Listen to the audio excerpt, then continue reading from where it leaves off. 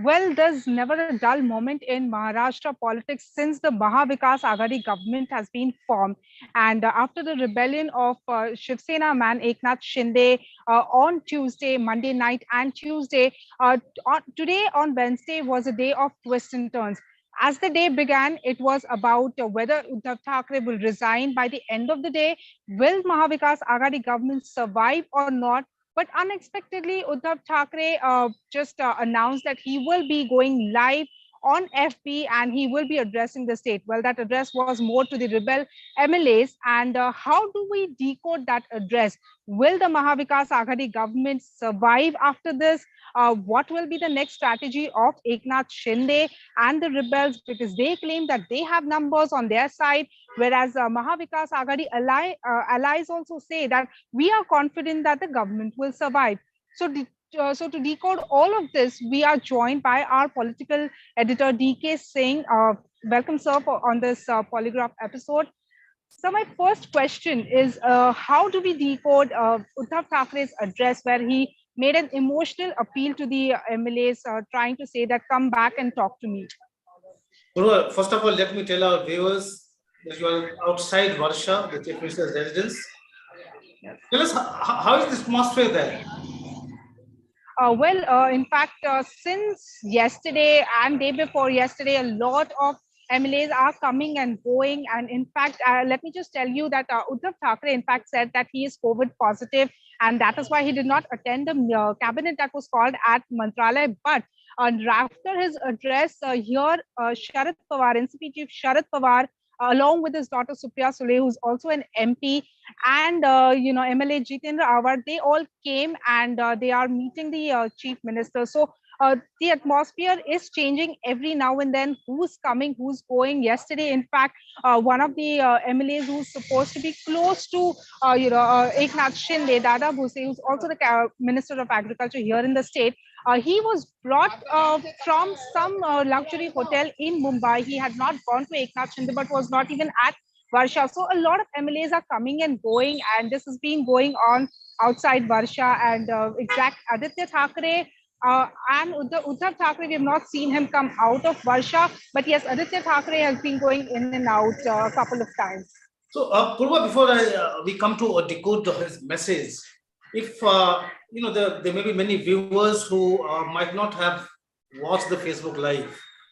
So, if you could take us through his speech, what exactly were the salient points, and after that we'll come to basically try to decode. Sure.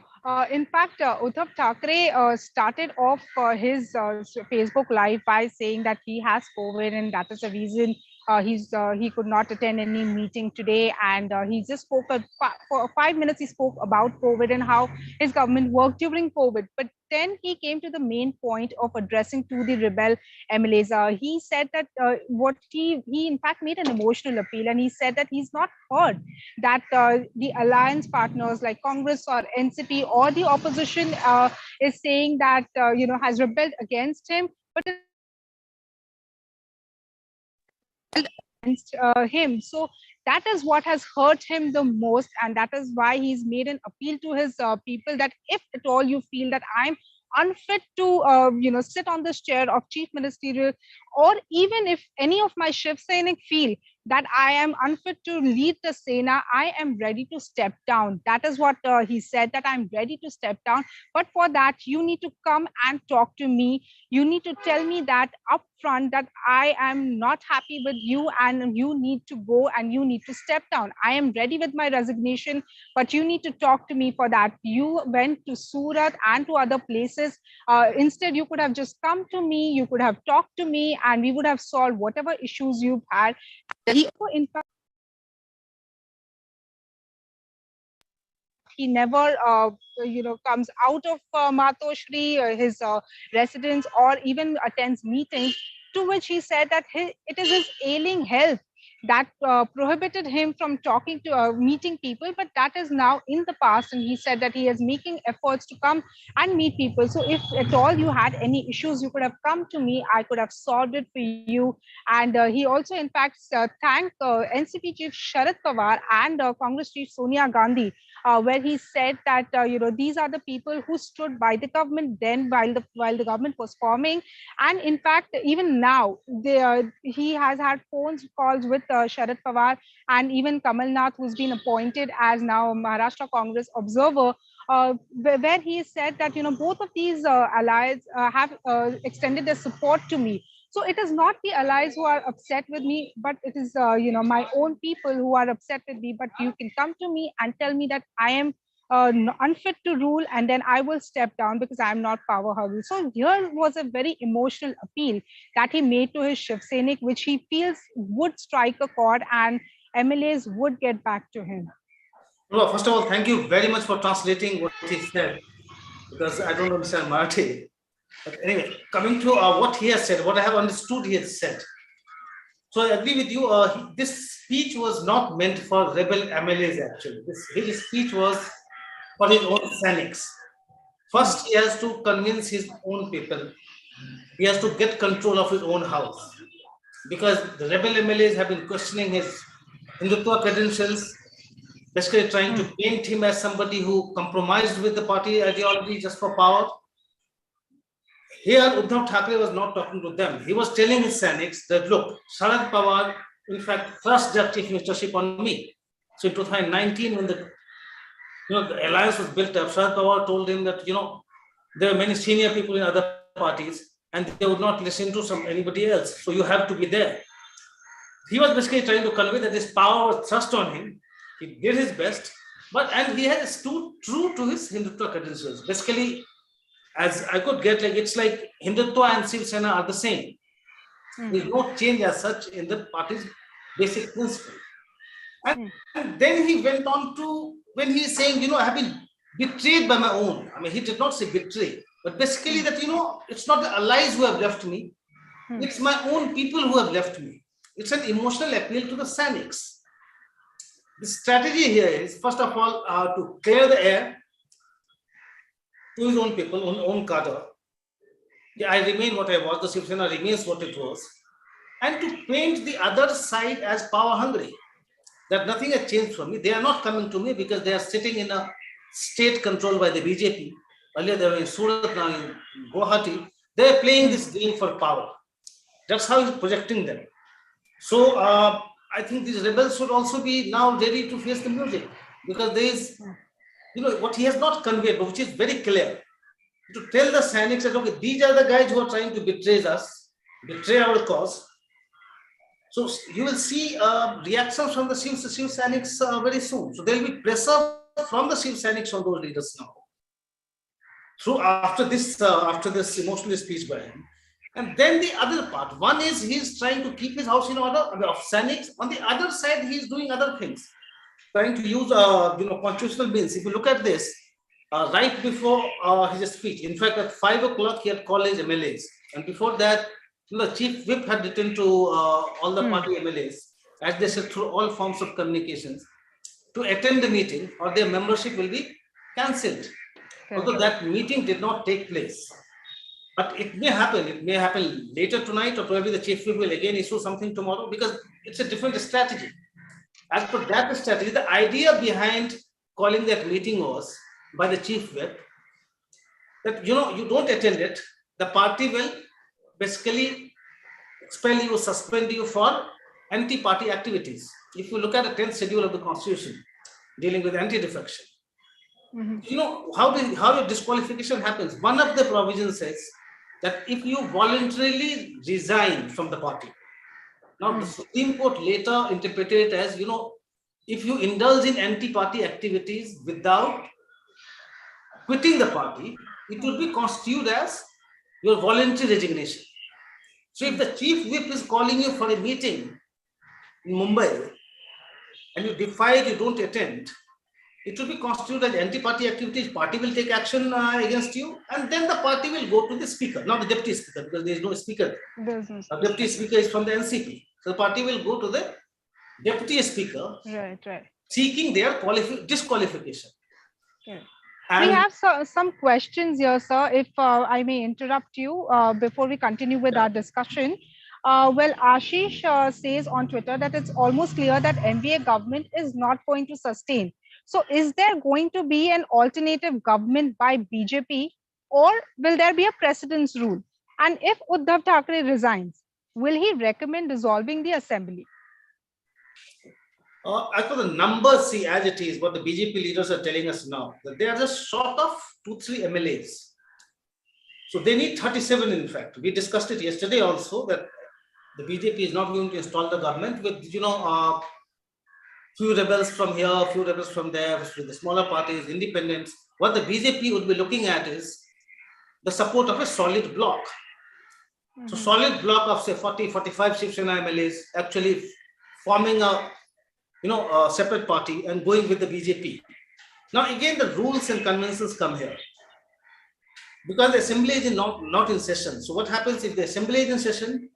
Suppose 2/3 of the MLAs have decided to merge with the BJP. That number comes to 37. Fine, you get a number. But because the assembly is not in session, as per rules, if Shinde wants to form a separate party, that we are the original Sena, a splinter group, now they will have to go to the election commission.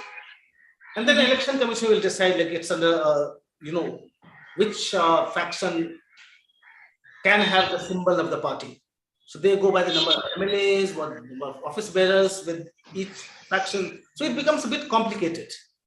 So what the BJP would be looking at right now is to kind of somehow enable the Shiv Sena, or at least wait for Shinde to gather at least 37 MLAs. And then they cannot do it outside. So then they write to the governor, and then governor will come into play. Now, if the deputy speaker, because see, there is total uncertainty about the numbers right now, but there is very clear that the MVA may be losing or may have lost the majority in the House. Right. So if the deputy speaker does not convene the assembly, the governor can direct the deputy speaker to convene the assembly and ask the MVA to prove its majority on the floor of the House. And the moment the assembly is convened, then again, these many MLAs, they either merge with the BJP, at least 37, as I said, to avoid anti-defection law, or they claim themselves to be the original Sena or whichever. So then that works. Right now, problem with the BJP is, first of all, see, even today, the resolution that was passed by the rebel MLAs in Guwahati, as you yourself have reported, that there were 34 signatures, including 4 of independent MLAs. So obviously there are just 30 Shiv Sena MLAs in Guwahati now. Although Eknath Shinde has claimed he has the support of 45 MLAs, so total 46 MLAs, but the resolution did not have as many signatures. So with 30 MLAs, I mean, you can bring down the government if it comes to confidence motion or no confidence motion. But that will not ensure a stable government, a stable alternative, because then disqualification will kick in. First, there will be president's rule. Then again, the BJP will have to muster up the numbers. In the meantime, again, Shiv Sena will push for disqualification. It goes to the court. It becomes very messy. Correct. So these are the things we're trying to sort out now.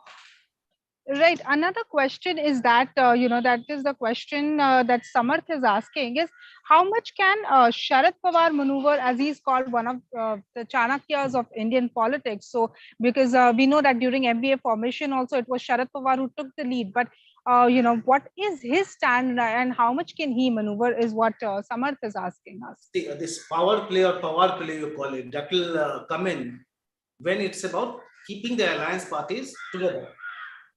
So earlier also, as we are given to understand that Sharad Pawar had in fact cautioned Uddhav Thackeray a few months back that, there's a lot of dissatisfaction among your people, you talk to them, but Sharad Pawar cannot do that.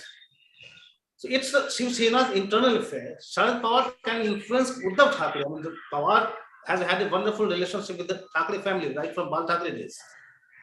So he can be very crucial when it comes to what the Thackeray's want. But when it comes to Thackeray's Sena, when it comes to other MLAs of the Shiv Sena, there's not much Sharad Pawar can do there. That Uddhav Thackeray can handle. Yeah, that is why even yesterday when he addressed the press in Delhi, Sharad Pawar said that it is Sena's internal matter, and let the Absolutely. chief of Sena first decide, and we are in the wait and watch mode. So in fact, after his FB speech, Uddhav Thackeray's FB speech, that is when Sharad Pawar came and met Uddhav Thackeray. So we'll have to again see whether he has any further stand which he wants to clarify, Sharad Pawar or not. That will be clear later. Absolutely. Another question is from Sankalp, who says that where does Shiv Sena as a party stand now? They have lost Hindutva space to the BJP and has not gained much among the secular bloc. Did they never consider the long-term effects of this alliance? Alliance with the MPA. Look, our point is Shiv Sena since 1966, when it was founded. Shiv Mhm. Sena's area of influence has not really gone up. So come from, say, from 89 election, 94. In 95, they came to power for the first time. But before that, also look at the Shiv Sena's tally in the assembly. Once it went beyond 70, that was 73 in 1995, I think. Otherwise, it has been hovering somewhere, in the 60s, somewhere in the 50s. In fact, in 2009, it was just 43 or 45. So with the ideology that Shiv Sena has been pursuing, that ideology has not taken that party very far. It has to expand its area, it has to expand its footprint. For that, just see, when Shiv Sena was founded by Bal Thackeray, it was about anti-migrant philosophy. But that was working in Mumbai. After that, also, you have just seen it down from Mumbai, you go down the coastal road, down to, say, Ratnagiri, in the Konkan area. That's where the Shiv Sena's influence has been confined to. Now, if it has to expand, it has to revise its philosophy. Now, you cannot be beating up people, beating up couples on Valentine's Day. You cannot be digging up peaches. The entire rhetoric has to change. Now, as I look at it, this push on Hindutva, what the rebels are saying, and now Uddhav Thackeray is also trying to reclaim. The fact is, if the BJP is your rival, BJP is supposed to be the repository of Hindutva. And no other party can take away that Hindutva thing from the BJP. They are the owners. If you're fighting with the BJP, with Hindutva as your main philosophy, you won't sustain for long. I mean, look at how the BJP has grown in Maharashtra and how the Shiv Sena has been either stagnant or losing their footprints. So somewhere Shiv Sena had to evolve. It was trying, but again, as one of the viewers was writing today, you cannot be straddling on two stools. So that's where it's stuck. But you cannot fault the Shiv Sena leadership for trying to change. Right. And some of our YouTube members are also asking us questions. We are in fact getting a lot of questions here. Sankalp is asking, is Nana Patole's dislike for the alliance is an open secret? What's cooking there? And Uddhav's main problem is his falling out with Sena's bigwigs. Do you think NCP is the only party that gained out of MVA? Now, that is the perception largely, that it is NCP who is gaining out of this alliance, and that is exactly what our viewer is also asking us. NCP is the only one gaining and probably Congress is the only one losing. But if it continues like this, correct me if I'm wrong, and I see in Maharashtra, you will have just two parties, you have NCP and the BJP, because they have the leadership. And if the Shiv Sena splits here, I mean, look at this crisis today. There were splits in Shiv Sena in the past also. The first one, if you recall, in 1991, Shagan Bhujbal was the first one to actually raise that banner of revolt. That was because, the Bal Thackeray had actually appointed Manohar Joshi as the leader of the opposition. And Shagan Bhujbal was not very happy, so he went to the Congress and other parties. Now he's with the NCP. But then Bal Thackeray was there then. Then you look at the second instance. That was when Nana quit. But that was again, Nana Nani's revolt was against Uddhav Thackeray, because Uddhav Thackeray had been made the executive president of the party. Right? Was it executive president, right? In 2003, I suppose. Yeah. Bal Thackeray did, Nana revolted. Then you look at Raj Thackeray. Raj Thackeray 2005, because he was talking about the absence of internal democracy in the party. So all these rebellions did not really harm the Sena much. I mean, in 1991, if you recall, Shagan Bhujbal had left with about 16, 17 MLAs. The next election, they got only, I think, one or two of the MLAs got elected, just one, I think. So those rebellions did not really work because Bal Thackeray was around. Today, does Uddhav Thackeray have that kind of ability to keep them together? That kind of clout among families? That's a big question mark.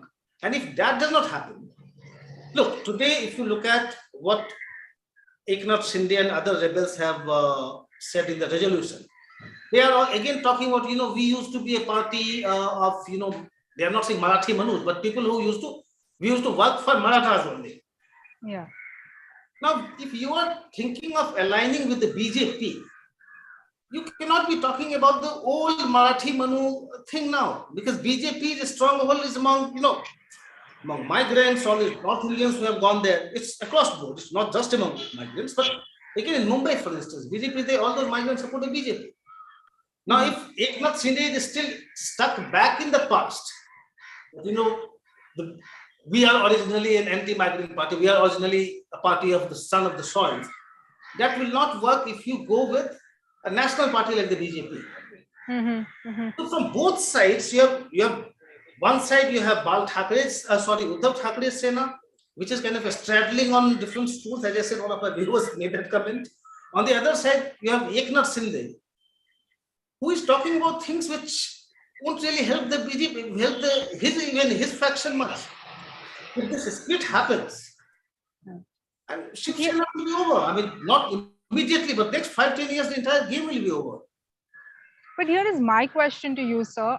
In fact, Eknath Shinde, as we know, he is the Thane man, which is a satellite city of Mumbai and stronghold of Shiv Sena. He is credited to bring Shiv Sena up in Thane and all of that. And after this news broke out of the rebellion, Mumbai and Thane, both of these cities were relatively calmer and quieter, totally against the nature of Shiv Sena, because when such a kind of thing happened, Shiv Senics are always on road. They are, they show that they are Shiv Senics and they are ready to fight, and that street fighting nature of the Shiv Senics comes. But here, neither in Thane nor in Mumbai, such kind of incident happened. How to read all of this? Like, is it you're there, you'd know better. But what I gather from here is, first of all, Shiv Senics, the Shiv Senics have changed. The profile has changed totally under Uddhav Aditya leadership. You did not really see many Shiv Senics agitating. I think except once or twice in Mumbai,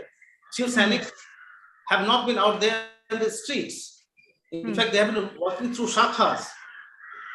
You do not see them in the agitation mode. This was, you could call it the impact of the new leadership and the way they were trying to change. And that could be one of the reasons, probably some of the Shiv Senics might be unhappy.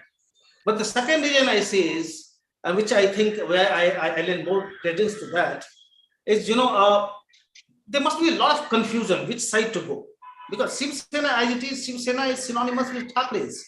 Now, if you have 30 MLAs, or more than that, if Shinde is saying 45 MLAs going against the Thackeray, Shiv Senics would be in a big dilemma. Because they cannot go against the Thackeраys. And at the same time, they are probably disillusioned that, or they are probably also feeling the same as Shinde and the camp, they are doing. There will be a lot of confusion, a lot of dilemma. And this is why Uddhav Thackeray has come out and given that emotional speech now.